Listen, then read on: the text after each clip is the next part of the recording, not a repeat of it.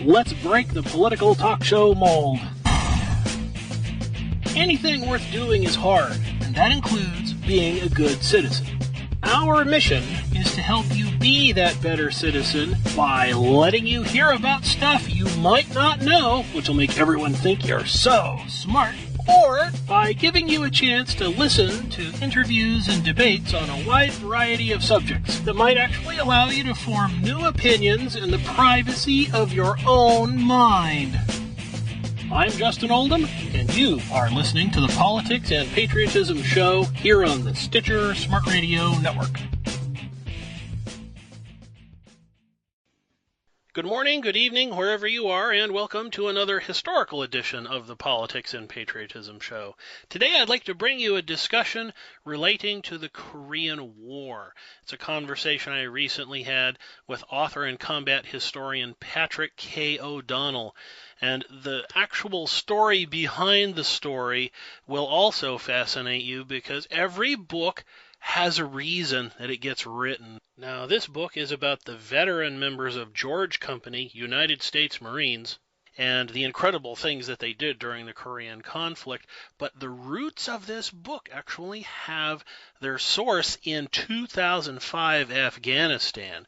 So I'm not going to take up any more of your time. This is a really good story. Grab the popcorn and peanuts, fill up your soda pop, and get ready to go to war. Give Me Tomorrow, written by Patrick K. O'Donnell, was published by DeCapo Press in 2010. Spirit. Give me that old Marine Corps spirit.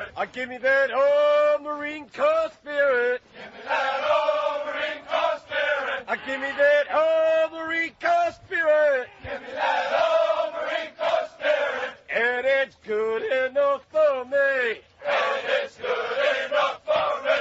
It was good at Busan Perimeter. It was good at Busan Perimeter. It was good at the frozen Chosin. It was good at the frozen Chosin. It was good at Korea. It was good at Korea. And it's good enough for me. And it's good enough for me.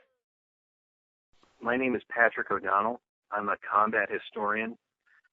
I'm working on my 8th book of military history, leading into probably my 9th. And I've focused in on many wars that America's fought, primarily on World War II history, but I've also done a book on the Battle of Fallujah, which I was part of. I've conducted about 5,000 oral history interviews with World War II veterans, World War I through the current war in Afghanistan and the recent war in Iraq. You're making reference to Iraq and Afghanistan. The way that you bumped into the opportunity to develop Give Me Tomorrow is an interesting story in and of itself. And while it's probably news to some folks that you went to Afghanistan on your own dime, why don't we start with that? I think it's 2005 is when you came back? I did. I came back with Lima Company 3-1, which had assaulted the heart of the Jolan, where Al-Qaeda had its headquarters bunkered in most of Fallujah. And I cleared the city house to house with Lima Company, and I returned from the war with them. And almost all my books are serendipity. The stories kind of find me. And Give Me Tomorrow is a great example of that serendipity. I got off the plane with Lima Company 3-1. I was very haggard after being in combat for several months and exhausted, and I didn't want to have anything to do with anybody. I asked my parents not to show up. I was just going to go to Hollywood and hang out for a couple weeks after I got off the plane. And I got there, and I didn't know anybody, and it was a pretty weird experience to come back to war and not be, welcomed by anybody really. And these older men from the Korean War came up to me. They had their kind of Marine Corps uniform, like Marine Corps red and gold jackets on, and some were, they were obviously combat veterans. And they asked me, who are you? And I said, well, I was combat historian with Lima Company. And they said, oh, no kidding. And they're like, are you here with anybody? I said, no. And then they said, how are you going to get off of Camp Pendleton? And I said, I don't really have the ride. I was thinking about getting a cab. They're like, oh, that's a 30-minute cab ride at least to get to the train station. I said, what? Okay. They're like, would you like a ride? And I said, I'd love that. And that began this incredible odyssey with Give Me Tomorrow. I got in the car with these guys, and then they took me to lunch. In a passing comment, they said, we were George Company 3-1, the same unit that you were part of, in Korea. And as a rifle company, we held East Hill against the Chinese regiment. And I knew that a Marine rifle company was no more than 250 men at full strength. And to hold against an entire regiment, which was probably about 2,500 men, I thought that was really remarkable, 10-to-1 odds. So I wanted to know more. And that began a friendship with those men. And they invited me to the reunion. And I found this remarkable story about Give Me Tomorrow on George Company, which is sort of a band of brothers, if you will, on the Korean War. I share your. You and I actually have several things in common, but I share your fondness for the serendipity that causes books to come into being. I'm not as well known as you are, but I'm an author in my own right, and I'm always fascinated by what provokes me to write the next thing. And I'm also interested in the way that book titles come about. And I was very impressed that you had the perspicacity to pick out that line from your manuscript as your title. So would you please just let everybody in on the secret? Where does Give Me Tomorrow come from, and why is it so important as the title for this book? The title dovetails the story perfectly. David Duncan Douglas, who is arguably the most senior and one of the most well-known and respected combat photographers, photojournalist of his, of the 20th century, was embedded, if you will, with the Marines at the Chosin Reservoir. And when he came across George Company as they were moving out of the reservoir, they were surrounded by, several massive Chinese armies, and they barely escaped with their lives. They had held the Chinese regiment, and they were, every night they were assaulted. And when he came across one of the George Company Marines, he asked that man, he said to him, in a sort of joking manner, if I were, if I were God, what would you like for Christmas? And the man said, give me tomorrow. And that was what his wish was, just to survive another day.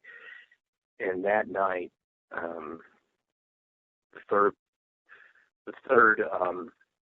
platoon of George Company was outposted, including that man with machine guns, and a Chinese battalion had basically wandered right across their perimeter, and they got into a massive firefight. That position was almost overrun. Part of it was overrun that night, and that man barely survived with his life. So Give Me Tomorrow is completely, it fits the picture, which is a man in the book, and the title says it all. And then what's most ironic is, when I put the book proposal together, I chose that picture. And I chose the title without even knowing that it was a man in George Company until I started to write the book. So it was just all seemed to serendipity once again, and it was sort of meant to be that was the title. It is amazing how that works out. and it's just one of those things that makes me like this kind of work even more. So I'm curious to know, aside from some of the more obvious details, what was it that got you into this line of work, and who did you have to get to know in order to get in with Lima? Well, for one, I don't consider it work one bit. I don't think I've worked a day, at least as a professional writer, for the last 13 years. Everything I do is kind of like my passion, and I get up and I'm constantly thinking about how I'm going to write things and kind of get into the zone, if you will, and it just kind of comes out. And I can almost sometimes feel like I'm there. And with Lima Company, I really was there. That's a very sort of an interesting story of how it all kind of came about. It was 2004, in my publishing. My career as a writer was completely waning. I thought it was done. It was finished. I just submitted a proposal to Simon & Schuster, and they had rejected it out of hand. And I was looking for an idea. And I was asked to be the guest speaker of the 509 Parachute Infantry Battalion's reunion. In World War II, they were kind of the most storied and decorated independent parachute battalions of World War II. And I went to the reunion, and I was the speaker, and I was amazed to see the modern paratroopers of the 509 wearing World War II uniforms there with the old men of the 509, and I just thought, this is really neat to see the two generations meet. And I thought, well, there's a story here, I think, of the gap that's being bridged between the two generations. And then I found out the 509 was going to go to battle. And on top of that, I found out that the 509 acted as the OPFOR, where they would train all of our units here in the United States. But it was really unique in the sense that they would train, they recreated inside the swamps of Louisiana at Fort Polk entire Rocky villages, which they populated with reenactors who were like people from the Cajun folks that were in the area.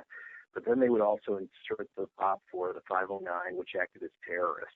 And they would run around with like this mild gear laser tag stuff and basically shoot up our guys and train them for combat in Iraq. And I asked if I could follow the 509 into battle. And I went down to Fort Polk. I first got clearance from the Pentagon. They said, well, you're welcome to do that, but nobody's paying for it, and you're going to have to take all the risk.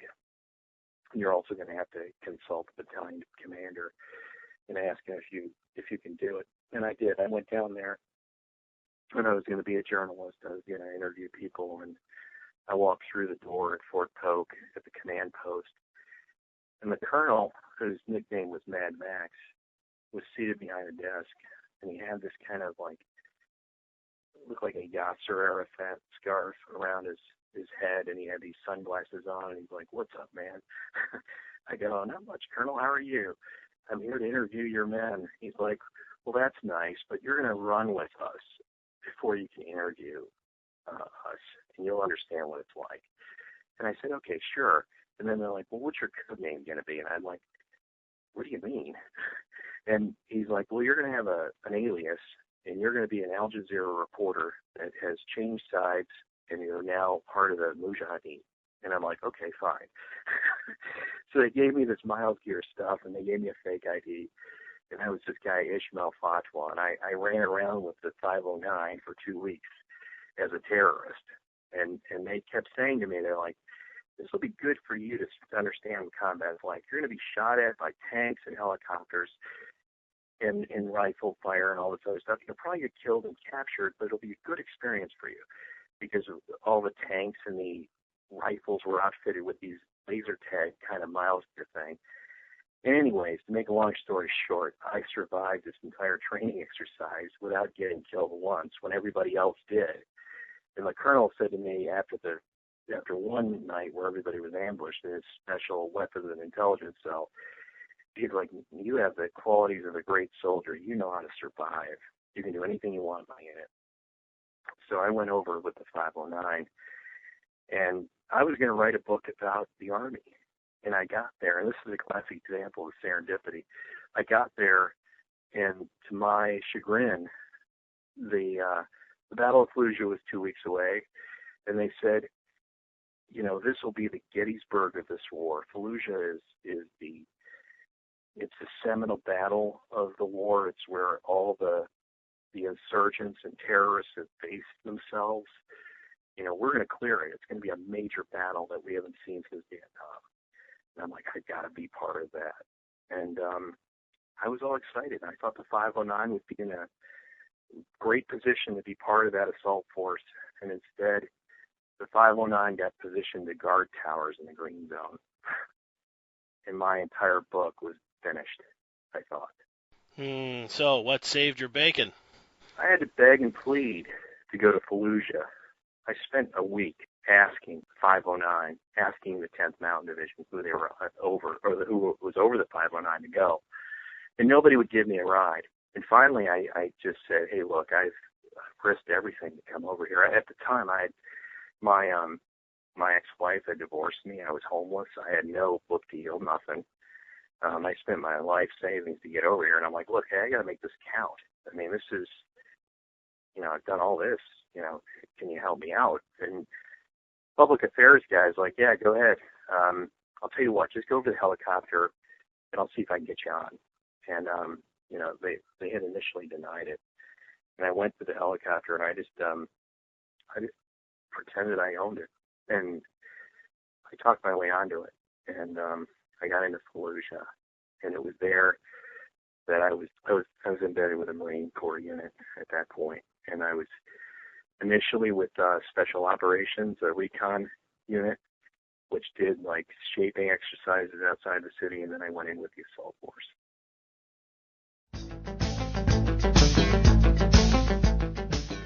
This program is brought to you by ShadowFusionBooks.com.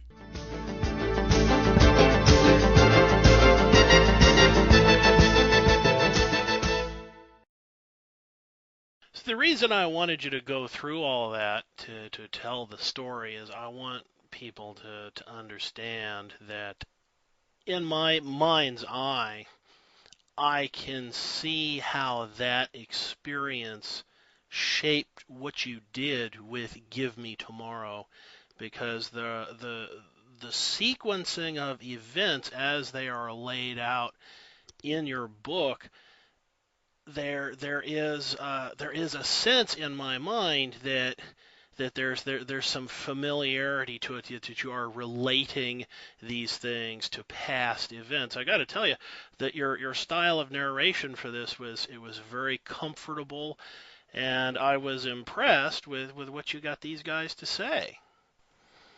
Thank you. What I found is that since I had been in combat, and when I was with 3-1 in the Battle of Fallujah, it was close quarters combat of the worst kind. It was house-to-house clearing, and all the kills were close in. People were shot in the face. I personally witnessed this and even tried to save a Marine that was mortally wounded in front of me.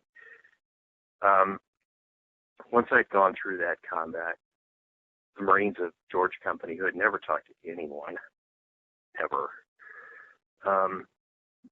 but were revered by the Marines of Lima Company and as well as the rest of the Marine Corps, decided to open up to me because I had been there and I had known what it was like.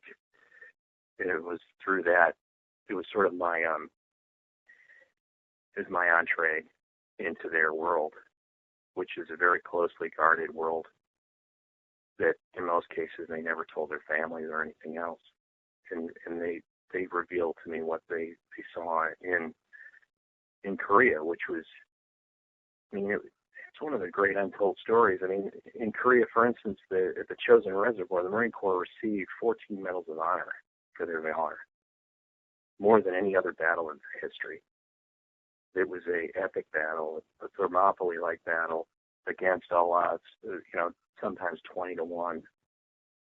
And through our interviews, we sort of went back in time, and they told me their story, and I laid it out. I could definitely get a sense that you not only respected what these men told you, but you have a real affinity for history in general, and I appreciate that because when you have that kind of love for what you do, it comes out in your writing, makes it altogether a greater joy to read, and so I classify this not just as a as a history really, but as an experience. That's how much that's how much I appreciate this book. And if I had any one question really, it would be, uh, can you tell me just off the cuff here a little bit more about the leadership after Rocco Zula and what impact that lasting impact that had on the survivors of the company. Now, the first sergeant's a very impressive man. His story is almost mythical, and deliberately trying to tease my listeners with that here. You can tell the story if you want, but I would really like to know more about the people who had to fill his shoes. Rocco Zulo, thank you for, one of the goals of Give Me Tomorrow was to sort of put you in the shoes of these men, and Rocco Zulo's shoes were pretty big. And it is an almost mythical story, and it's one I went to the reunion with the men of George Company that I found like one nugget that I knew had a great story, and it begins with Rocco Zulo. Rocco Zulo is this unbelievably larger than life character. He's about 6'3" or so. He's a lumberjack, kind of a Vermont. He's in his 90s now. But Rocco Zulo led George Company through the whole war. He was the first sergeant, and then in the Second World War, he had won a Silver Star at Peleliu. He was at Guadalcanal at some of the toughest points, at the airfield, as well as the Tanaka River, where the Japanese had overwhelmed some of the Marines units, and his own unit got wiped out. But this guy was this rock. And he was there at the beginning in 1950 and formed the unit, helped really make it hardened. But the seminal event is that I found out is that Rocco Zulo led these men up a 12-mile road that was ringed with Chinese divisions, and they broke through. And at the end of the road, Rocco Zulo was shot by 3 machine gun bullets, and it ripped his entire chest open and his side. And he was placed in a makeshift morgue stacked on top of other bodies. And most of the men, almost every man in George Company thought he was dead. And he lay on that pile of corpses for about 8 or 9 hours. And somebody from another unit found him, and he was rushed into surgery. And he was saved, but nobody in George Company knew that. And for 35 years, they thought he died. And the book opens very dramatically, in a mythical way, where at their first reunion, the ghost of Rocco Zulo returns, and it's really him. And, everybody is just shocked. And that is the opening scene that I couldn't believe it when I heard the story that this guy actually survived and that nobody knew that he survived. And that's how the book begins. Okay. So now again, the interaction between these guys after they think he's gone, who steps to the fore to be the leader of the group to maintain the cohesion? Because obviously somebody had to, because they've maintained their relationships for so many decades.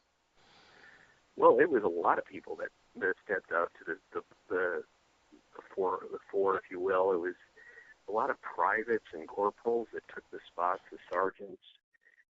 The men didn't break, and you also had a pretty remarkable Captain Carl Sitter, who won the Medal of Honor that night. It was on November It was December 1st, 1950, on East Hill. But it was also a lot of the men who never were recognized with medals. A lot of the young enlisted men that would later go on and really do some great things. I mean, there's two men in there that were, one was lieutenant and the other one was a private first class they both went on to become 3-star generals. So I mean, that was kind of the leadership that the company had. Very impressive stuff, and I've got to compliment you on your choice of photographs. There's 10 pages in the middle of this book, and there's easily a dozen or more black and white photos reproduced, and I was very happy to see that political correctness did not get the best of you. There are some photos in there that really speak to the difficulty of the Korean War. And I've seen too much politically correct history in the last 10 years. People trying to cut the jagged edges off this thing to make it a little bit more palatable. And I'm glad that you didn't do that.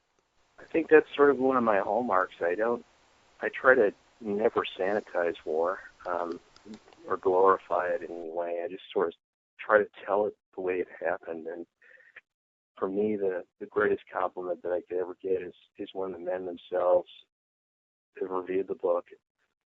Many of them are on Amazon. They post their comments about what they thought the book was about and how it impacted them and how it captured their war. And that's what I wanted. I wanted to take the reader back into the boots of George Company 3-1, into the winter of 19. I'm Luke Herbert, and this program is supported by FreeThinkRadio.com. I think you did it very successfully, and so I'm curious to know, what's your next project? How do you follow this up? My next project, I've got several, or I shouldn't say that. I would say I have several things in mind. I can't really talk about it right now, but let's just say that the serendipity is once again crept into the scene, and it's going to produce something very similar to Give Me Tomorrow. Hey, that's fantastic. Well, I hope that I'll get a chance to talk to you about it. And you and I can definitely talk offline about that. That sounds good. Now, speaking of talking, if you would please tell us about thedropzone.org, which I think is totally magnificent, and I want our listeners to know about it. Thedropzone.org was where it all began. When I got out of college in 1992, my passion was always World War II history. I was studying in history in general. I was into it when I was about 4 years old. I watched too many, reruns of Combat and all kinds of other things, and just really got into trying to understand it. And that journey led to books and all kinds of stuff. But after I got out of college, I started interviewing World War II veterans personally. And as I mentioned, I've done probably like 5,000 interviews easily. I have one of the largest independent collections of oral histories as it relates to Marines and Marine Raiders, Merrills, Marauders, Airborne guys, OSS, probably in the world. And I started to catalog those things, and I didn't really have anything to do with put them. And a friend of mine said, well, why don't you put them on the web? And I said, that's a good idea. And then I came up with the idea of creating a virtual museum. And the website is, the Drop Zone is a virtual museum. It was the first of its kind. Instead of artifacts, I used the stories of the men, their photographs, their scrapbooks, etc., to tell their story. And you can actually walk through this thing and view kind of interactively Airborne and Ranger Marine history. And the site was more than just a display area, though. It was a living oral history project that was interactive. It's very fascinating for me because there's aspects to it that especially so many of the key phrases that people have said over and over and over again down through the generations seems so familiar to me because I am the son of a military officer. My dad spent 3 tours in Vietnam, and while I can't serve because I'm legally blind, I've been around the military since I was born, and I'm still I'm still rubbing shoulders with these guys today, and I get to hear the casual stories, and so there is a very definite linguistic pattern to the brotherhood, if you take my meaning. Absolutely. It's a hidden war that many people don't understand. I don't think they do, but I do think that the insights that you've presented in Give Me Tomorrow are there for those who have minds open enough to receive it. That's what I hope for. I really wanted to not only tell a story about this specific unit or a war story, I wanted to tell about war and its aftermath and its effect on an individual and the individuals in that book. And that, the feelings and emotions that they experienced during the war and then later on afterwards. That's what I wanted to convey, and many of the men said that came across. Okay. Are there any other websites that people should go to see your work or to get in contact with you? Sure. PatrickKO'Donnell.com is my personal website, and then we have a website for the book, GiveMeTomorrow.com, and then the individual books that I've written, like the Brenner Assignment, is also a website, and They Dared Return. But the personal website, PatrickKO'Donnell.com, is a good one, as well as Facebook. I'm on Facebook. If you've read my work or want to know more about it, feel free to friend me. 1, 2, 3, 4. Listen up, I'm gonna sing it some more. I time travel to the Bellow Woods. We're making history so it's understood. It was able to avoid it now. Picking buttons just everywhere. Throw the Chosin to the Ho Chi Minh. I think it's time that we do it again. Well, that brings us to the end of the show, and to be perfectly honest with you, I just can't help feeling like I learned something here. And as a historian, interviews like this are particularly valuable to me because we are, as each year passes, losing access to our veterans. And I think Pat performs a valuable service each time he conducts these interviews, because these men and women who saw these things and did these things, every time they tell us about them in their own words, they preserve an entirely unique point of view that it'll get captured in digital audio, maybe it gets captured in digital video in some cases, but it's with us for as long as human civilization remains intact from this point forward. And I think that's a great gift to give to future generations. So if you like what you heard in this episode, please do feel free to find us online at politicsandpatriotism.com, because we have this interview with Patrick K. O'Donnell and many others. In the years to come, we hope to bring you many more author interviews just as detailed as this one, to include book reviews. So if you're interested in hearing more of this kind of thing, you can click on the RSS feed and subscribe to all of our past programs, or you can go to the show blog and click on the author interview tags, and that'll bring up a list of all of the authors and the book reviews that we have in our inventory, and you can pick and choose from what we have on hand at that point. Now, for those of you technology types on the go, you can pick up all of our past episodes through the iTunes store, or if you go to Stitcher.com, thanks to the very nice people at the Stitcher Smart Radio Network, you can download any of their free apps that'll allow you to listen to us through your smartphone or your Android device or your tablet, wherever you might happen to be on this green earth. So on behalf of everyone here at the show, thank you for your time and have a good day.